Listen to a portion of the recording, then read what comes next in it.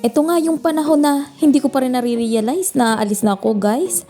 Napakahirap ngang isipin na ako'y aalis na naman, na napakadali ko sa Pilipinas, isang buwan lang ay aalis na uli ako. Gusto ko man na tumigil sa Pilipinas pero ayun, madaling maubos ang pera. Diyos ko po, Rode. At ari nga, inihatid ako ng aking pamilya, ng nanay ko, ng kuya ko at pamilya niya at ang aking mga anak. Ay sabi ko ay mamasyal muna kami kung saan bago man lang ako umalis ay may napasyalan kami. Kasi ay sobrang ulan naman dun sa amin sa Mindoro kaya umalis na lang ako nang hindi pa nakakapamasyal. Napakahirap talaga. Dini nga kami pumunta sa Grand Canal dito sa Taguig at nakita ko pa nga aring babaeng ari. Sino kaya ari? Ay friend ko po yan sa Taiwan pa. Simula pa lang na parang kapatid ko na. At yan ang kuya ko, ang mga anak ko, kasama ko sila. Para naman kami ay maging masaya. Hindi nga pala dyan kasama ang isa kong anak at kasi nga ay nag-absent. Gusto ko naman siyang isama kaya lang sabi ko wag mag-absent pero umabsent pa rin kaya hindi ko siya isinama. Ngayon lang nga nakarating ng Maynila itong mga anak ko kaya mukha namang mangyan pa. Hindi naman mangyan niya mga yan, mukha lang. At kahit pa paano ay nakakasawa din naman din kami lumipat na. Pupunta sana kami sa Mall of Asia pero walang mapagparkingan kaya inikot na lang namin yung Mall of Asia na nakasasakyan para nakita naman namin yung Mall of Asia at ng mga anak ko. Kasi nga ay hindi man nakakakita ng mga mall itong mga ito. Ayun nga at pagkatapos ng isang buwan naaalis na naman ako. Alam nyo ba na isang buwan mo sa Pilipinas, ilang taon mong pinaghirapan sa ibang bansa. Kaya walang karapatang magpahinga. Bumalik na ulit tayo sa ibang bansa at doon ulit tayo ay kumita ng pera. Pag dito naman sa Pilipinas, wala tayong kikitain. Ang isang araw natin dito sa Pilipinas, kulang pa sa pagkain sa isang araw natin ng mga anak natin at pambaon. Sabi nga abonado ka pa. Wala nga sa isip ko na ako ay mag-a-abroad na naman. Hindi ko naiisip na malayo na ang mararating ko. Hindi ko ine-expect na makakarating ako sa bansang ito. Maaga pa nga lang ay nandito na kami sa airport. Sabi ko papasok na ako kasi nga yung sasakyan nirentahan lang namin yan, hindi kami mayaman. At dahil wala din kaming pera, dito na rin lang kami kumain sa airport. May dala kaming pagkain at tubig. Tinanong ko nga ang anak ko kung nag-igib baga, bakit may daladalang galon. Bandang alas 6 ay pumunta na ako sa airport. Ayun, nagbabay na sila sa akin. Alam nyo ba kung gaano kahirap pumabay sa pamilya? Ano't maiisip mo na taon mo na naman sila makikita. Pero pag ang inisip mo'y kinabukasan nila, nawawala yung lungkot. At napapalitan ng pangarap. Pangarap na sana'y magkasama-sama at pangarap na maging maayos ang aming pamilya. Matagal nga akong naghintay dito sa airport sa NAIA kasi alas 3 pa ng madaling araw ang aking flight.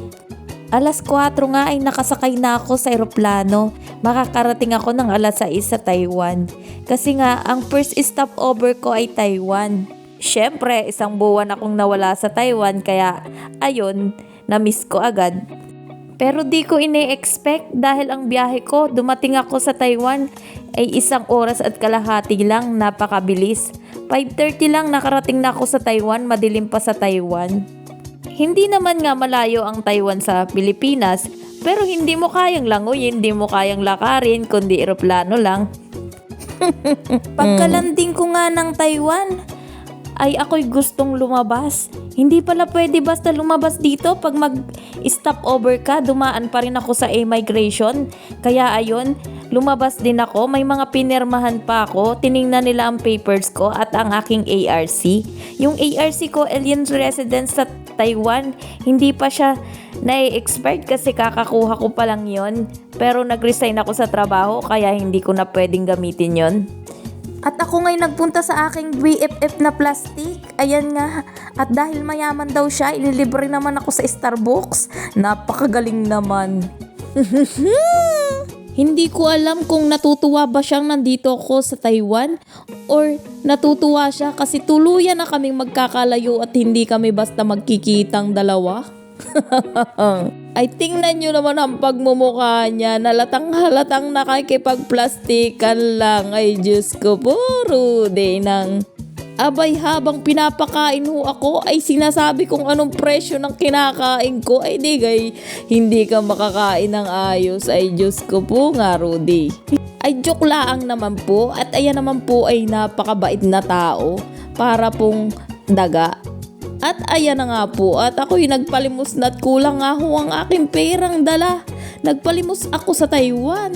Dahil yung iba kong mga plastic friend ayun walang pasok. Sabi ko magkita-kita naman kami. Ayun nga naman at yun nga may mga sasakyan. Kaya saglit lang ando na kami sa Gloria Outlets. Ay, yang mag-boyfriend na yan ay kaibigan kong matalik na plastic din. Isang tawag mo lang andyan na agad. At kami ngay umupo din sa Bandarini at iniintay namin yung isa pa naming kaplastikan, si Ate Lisa, uy naman. At dahil dumating na sila, kumain kami dito sa restaurant, ay libre na naman. Talagang masarap pag libre, ay naman. Di ko nga alam kung masaya sila at ako'y aalis na hindi na nila ako makikita. O masaya silang naandun ako, hindi ko rin alam kasi plastic nga yung mga yan. Pero pera biro, blessing talaga sa akin ang may mga kaibigan kahit mga kaplastikan lang. Hindi totoo talaga yun. Totoo talaga na kaibigan ko sila. Joke lang naman kaplastikan ko lang. Baka naman magtampo sila. Nagpapasalamat ako sa kanila kasi nagbigay sila ng time na kasama ako bago man lang ako lumayo.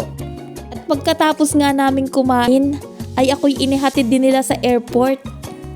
At dahil nga mayaman sila, may karyaan. Kaya inihatid nila ako doon sa airport. Ang saya-saya talaga. Hindi eme yun. Talagang masaya ako kasi bago man lang umalis sa Taiwan, nakita ko sila. At saka inilibre nila ako ng pagkain. Alas 3 ng hapon ay pumunta na ako ng airport. Inihatid nga nila ako kasi nga 7 PM na ang aking flight papuntang Toronto. At ayan na nga, nakasakay na nga ako sa eroplano. At dyan nga ay 14 hours akong maglalayag sa Kalawakan. 14 hours akong nakaupo sa eroplano. Hindi pa nga rin nagsisink in sa utak ko na ako'y pupunta na ng Canada. Hindi ko nga lubos maisip na makakarating ako doon. Salamat sa aking doon sa aking partner na napakabait at talagang kinuha niya ako sa Taiwan. Kasi Taiwan nga ang trabaho ko. Trinay naming mag-apply papunta doon sa kanya. Kung magtatanong kayo kung anong visa ko, common law partner po ang visa ko. Open work permit po yun sa Canada. Ayun po ay kahit hindi kasal, ay talagang makakaalis ka. Ako po ang nagpapatunay na yun lang po ang ginamit namin. Basta may conjugal property kayo at may patunay na nagsama kayo or may relationship talaga kayo, talagang ikaw ay makakaalis. At dumaan nga ako dito sa gitna ng globo. Alam nyo ba yung international dateline? Ayun nga, dumaan nga ako diyan. Napakalubak-lubak pala niyan. Hindi ako na-inform na lubak-lubak pala yan. Nakakangalay ngang umupo sa eroplano. Hindi mo alam kung titihaya ka, luluhod o dadapa. Pero hindi pwede uupo ka lang talaga. At ito na nga, malapit-lapit na. Kaunti na lang. Lapit na. At magiging totoo na. Hindi pa nga rin po ako naniniwala hanggat hindi ako nakakababa ng Canada. Alam nyo bang napaka-smooth ng pag-alis ko? Alam nyo bang 20 days lang na-approve na yung visa ko? Hindi ko alakalain na ganun kabilis yun. Kahit sino hindi makapaniwalang ganun kabilis. Siguro talagang binigay ni Lord sa akin yun. Alam nyo ba na kung ano yung will talaga pala ni Lord sa'yo, yun yung mararanasan mo at mangyayari sa buhay mo. Napakasaya-saya ko kasi alam nyo ba na na-realize ko lang yun nung nangyayari na to sa akin. Ganun pala talaga kahit hindi mo gusto or hindi mo pinangarap. Gusto ko naman po na makarating ng Canada pero alam kong hindi mangyayari sa akin kasi hindi naman po ako nag-college. High school lang po ang natapos ko. Alam kong napakagandang bansa ng Canada at mahirap pasukin kaya malabo akong makarating. Pero dahil mabait si Lord, ito yung will para sa akin. Habang nasa eroplano ako, tumutulo ang luha ko. Kasi nagpapasalamat ako na nangyari sa akin to. At nagpapasalamat ako sa partner ko na kahit ang kalagayan ko hindi niya tinitingnan. Basta pagmamahal niya ang binibigay niya lang sa akin. Maraming salamat sa'yo. Sabi nga napakaswerte ko. Sana'y hindi ka mauntog. Sana'y hindi siya mauntog, ano ho? At pagtingin ko nga sa labas, kala ko'y snow. Ay Diyos ko po, Rude, ay ulap pa rin pala. Napakatagal pa rin pala. At maya-maya nga'y nakita ko yung eroplanong lumilipad na malapit na sa base. Napakasarap tingnan na malapit na talaga ako sa base. Doon na nga talaga ako sa Canada. Dito na talaga ako. Sa mga nagsasabing hindi ako makakarating at hindi ako makukuha ng partner ko dahil hindi kami kasal. Hindi po totoo yun. Kahit hindi kayo kasal, kung meron kayong mga patunay, madali po ang papers. At kung para sa inyo, hindi na po kayo mahihirapan. Ako nga ho ay umalis sa Taiwan ay alas 7 ng gabi. Dumating ho ako din ay alas 9 ng gabi. Pareho po ang date, hindi po nagbago kaya parang feeling ko 2 oras lang ako nagbiyahe. Pero sa tagal ko sa eroplano, 14 hours pala yun. Pero pagdating mo, parang 2 oras lang ang diferensya. Kasi nga, late po ng 12 hours dito sa Canada. At ito na nga, touchdown Canada na. Ang saya-saya ng pakiramdam ko. Ang saya-saya ng pakiramdam ko kasi may bago na naman akong pag-asa na maiahon sa hirap ang mga anak ko at mapag-aral ko sila. Wala naman akong ibang pangarap kundi yun lang. Pag natapos na sila at magaganda ang buhay nila, pwede na akong makuha ni Lord. At andito na nga po ako sa Toronto. 12 oras na naman ako maghihintay ng papunta sa Quebec. Dito na rin po ako kumuha ng working permit.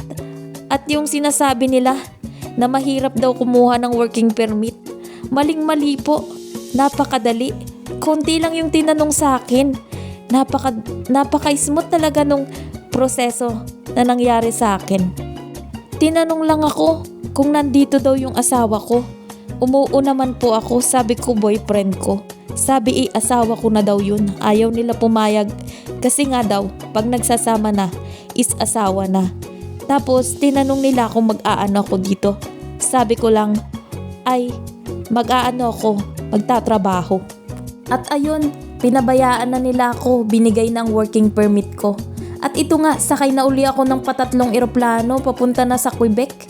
Papunta na sa Quebec, oo. Dun sa last na pupuntahan ko. Quebec nga pala ay parang Cebu din lang. Malayo pa sa Toronto. Parang 6 hours siya pag binahe.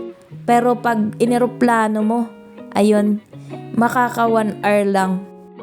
Dahil daw sa sobrang lamig, hindi daw makaalis agad ang eroplano. Kaya na-delay kami dito. Na-delay ako ng pag-alis. Pero alam kong malapit na. Andito na nga di ba? At ito na nga, nandito na kami sa Quebec. Alam nyo bang dito sa Quebec, talagang makapal ang snow kumpara sa Toronto? Dito na nga naghihintay yung partner ko, naghahanap siya ng mapaparkingan ng sasakyan niya. Pero wala daw siyang makita kaya umikot-ikot lang siya. Hihintayin na lang daw niya ako sa labas. Pag sa labas na ako ng airport, saka daw siya pupunta doon sa airport.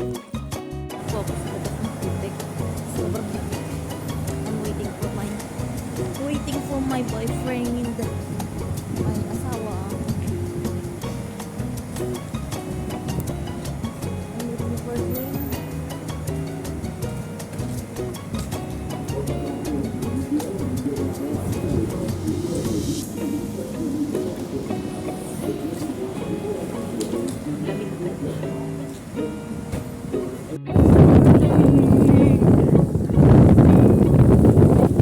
Diba basta yung lamig? Kundi ako'y pumasok uli at sobrang lamig tapos nakagayan ka lang? Aba matibay.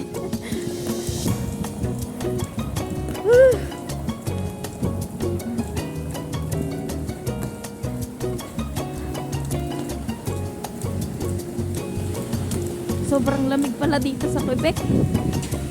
Mas malamig talaga dito kaysa Toronto, boss. Mas malamig dito kaysa sa Toronto.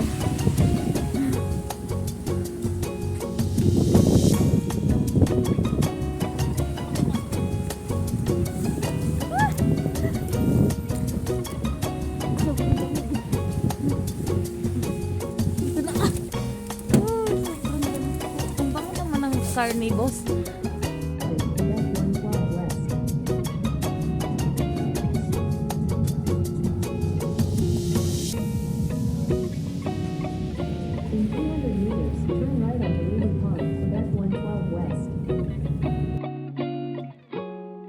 At ito na nga, finally, andito na ako sa bansang Mayelo. Dati hindi ko yan nakikita. Sa mga picture ko lang pala nakikita. Hindi ko nahahawakan, pero hindi ko pa rin nahahawakan ha. Malamig pa eh. At saka, pumasok na ako sa sasakyan, hindi ko na talaga kaya sa sobrang lamig. Tandaan nyo parate na kung ano yung will sa inyo ni Lord, yun ang ibibigay sa inyo. Basta magdasal lang tayo. At ito nga, sobrang saya ko na may pagkakataon na ako. May pagkakataon na akong kumita ng marami. Sana all. Maraming. Paalam!